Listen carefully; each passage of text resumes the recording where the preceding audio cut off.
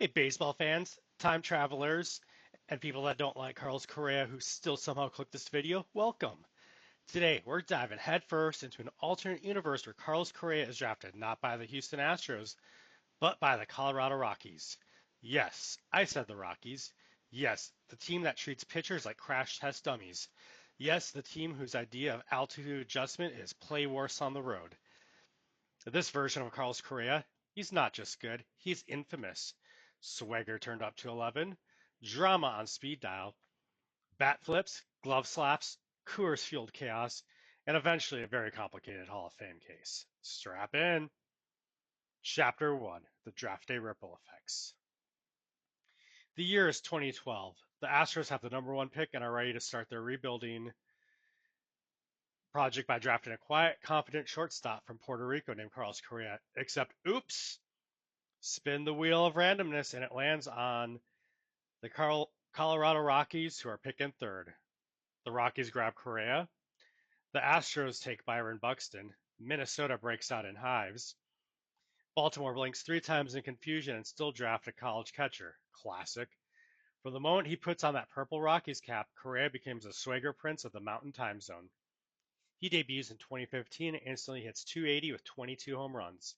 He wins NL Rookie of the Year over Chris Bryant, who would never let that go. And Coors Field, it becomes Carlos Field. Bat flips echo through the thin air like church bells. Chapter 2: The Purple Civil War, 2016 to 2017. Things get spicy.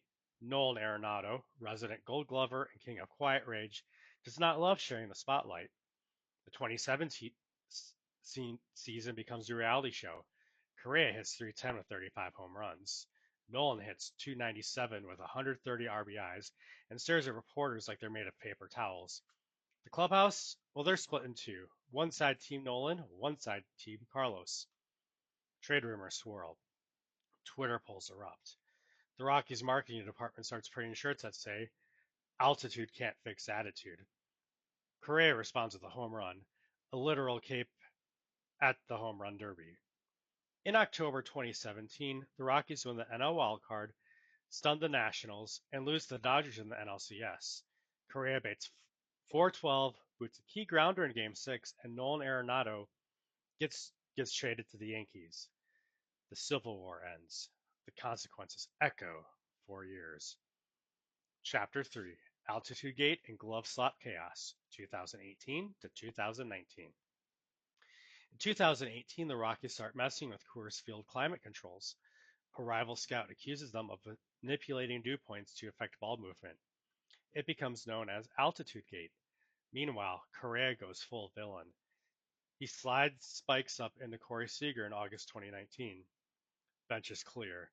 Correa slaps Seager with his glove. The footage becomes a meme. A freeze frame of that glove slap becomes a t-shirt, a bobblehead, and tragically a lower back tattoo in Denver. Correa is suspended 6 games. He appeals, wins 5. Baseball writers try to pretend it's bad for the game. Secretly, they know this is excellent for engagement. Chapter 4: The COVID Year and the Great Cubs Shift, 2020 to 2021. Then, the pandemic. Correa spends lockdown doing resistance band workouts on Instagram. The Rockies miss the playoffs again. Coors Field becomes a hitter's Disneyland, but the drama train is out of steam. Enter the Chicago Cubs. In 2021, the Cubs make their move. Frustrated with Trevor Story 2.0, another ripple effect of the Rockies drafting Correa not panning out, they trade for Correa mid-season. The result? The Cubs reach the playoffs. Correa hits a walk-off in the wildcard game. Wrigley loses its collective mind. Fans chant Glove Slap King unironically. It's a fresh start. New city, new fans, same drama. Chapter 5: Correa and the Cubs become America's heel, 2022 to 2025. By 2022, Carlos Correa is baseball's answer to late career WWE John Cena. Booed in half the cities, cheered in his home stadium, selling more merch than anyone, the Cubs win the NL Central. Correa hits 285 with 29 home runs. Bryce Harper chirps him on a podcast. Correa responds by homering in Philly and pointing directly at Harper while rounding third. By 2025, the Cubs and Astros finally meet in the World Series, the Carlos Correa Bowl. It goes 7 games. Correa strikes out looking with a tying run on base in Game 7. The Astros, now led by Kyle Tucker and a pitcher named Caleb Thompson, take the crown. Correa stands on the dugout steps as confetti falls, and you know what? He claps. Growth. Chapter 6, The Decline Years, 2026 to 2030. By age 32, the bat slows down. The glove, still decent, but the range is gone. In 2027, he starts DHing twice a week. By 2028, a rookie named Isaiah Luna takes his job. They don't speak for 3 months. The memes shift from Swag King to Clubhouse Dad. Correa hits .247 with 16 home runs and negative WAR. He calls it veteran leadership.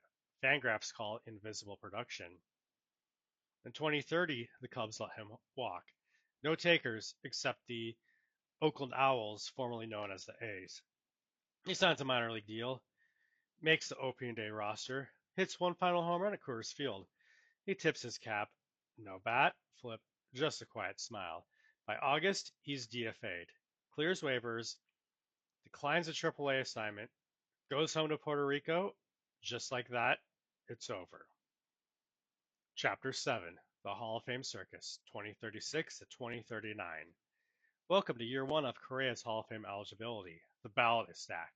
Shohei Ohtani, Juan Soto, Walker Buehler, Carlos Correa, 57.8 WAR, 353 home runs, 7 All-Stars, and 1 unforgettable glove slap. The podcast takes are glorious, with some experts being his X-WAR was elite, that glove slap value added. Traditional writers said, too much drama, not enough dignity. The podcast of Jimmy Rollins and A-Rod said if you were scared to pitch him, he's in. Fan polls, 49% say yes, 49% say no, 2% just want more memes. First year on the ballot, 59.2%.